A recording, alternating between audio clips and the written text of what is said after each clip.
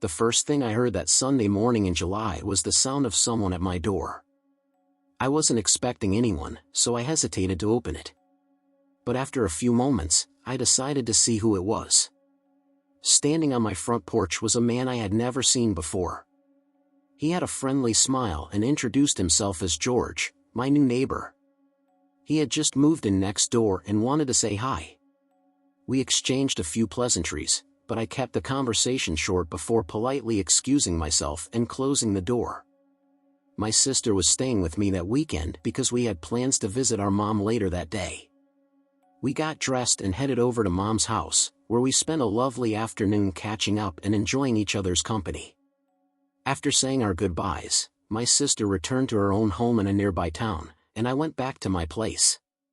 As the days went by, I noticed that George seemed to be watching me from his window almost every day. At first, I didn't think much of it, assuming he was just curious about his new neighbors.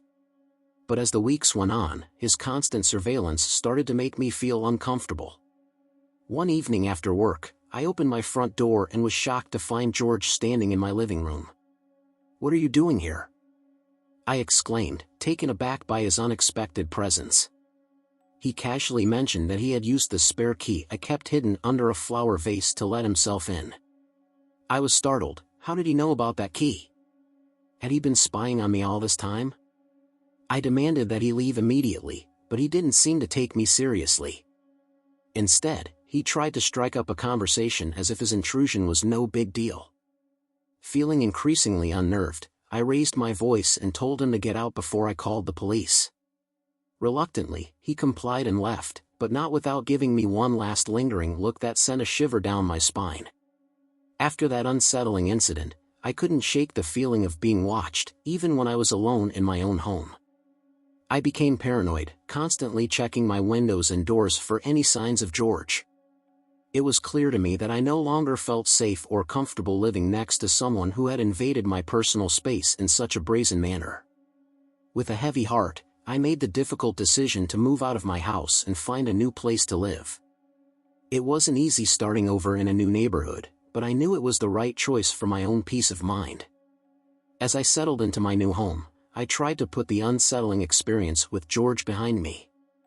I made sure to keep my spare key well hidden and took extra precautions to ensure my safety and privacy. It was a fresh start, and I was determined to make the most of it.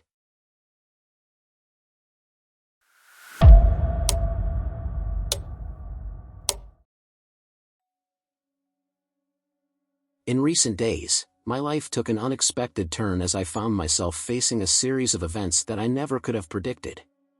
It all started with my colleague Dan falling ill and ending up in the hospital. Dan and I were not just co-workers, we were best friends who always made it a point to spend time together after work. Whether it was grabbing dinner or simply decompressing after a long day, we always had each other's backs.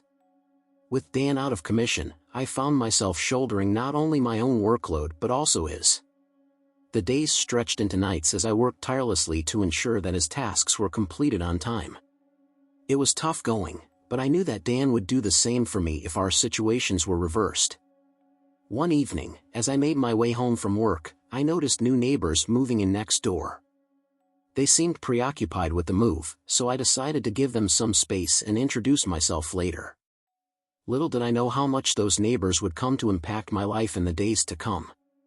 The following Saturday morning, I was tending to my small garden when one of the new neighbors greeted me with a friendly good morning.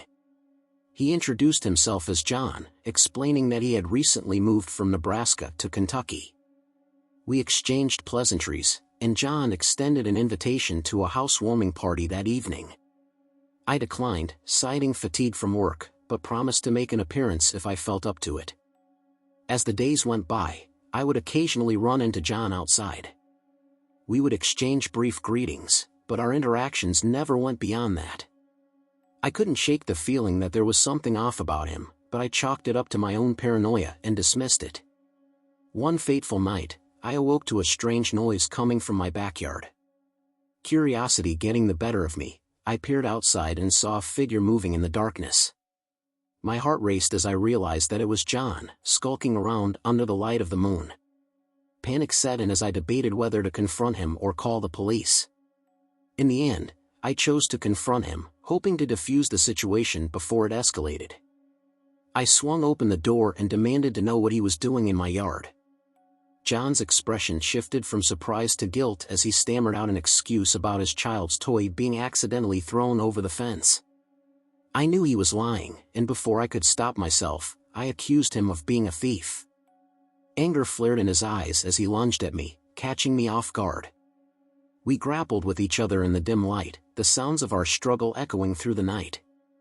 In a moment of clarity, I managed to overpower John and restrain him until the police arrived. As the authorities took him away, I couldn't help but feel a mixture of relief and dread. How had someone I had barely known managed to infiltrate my life in such a sinister way? In the days that followed, the truth about John came to light. He was indeed a thief who had been targeting the neighborhood, using his friendly facade to gain access to unsuspecting homes.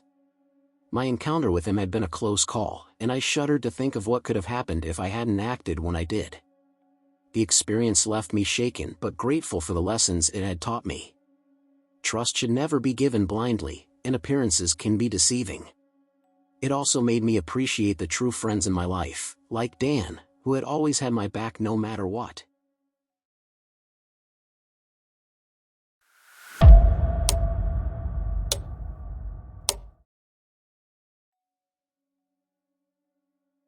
Moving to a new house in North Carolina was both exciting and nerve-wracking for me.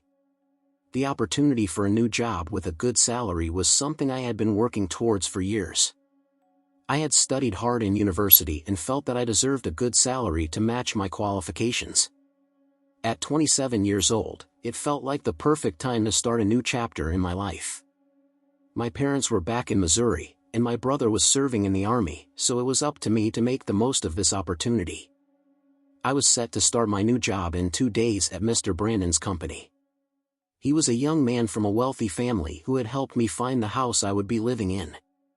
I had never visited North Carolina before, so I still had a lot to learn about the area. The neighbors in the new community seemed like good people, with the exception of one neighbor who I had quickly labeled as the creepy one. This neighbor would stand in front of his house almost every day, watching as I came and went.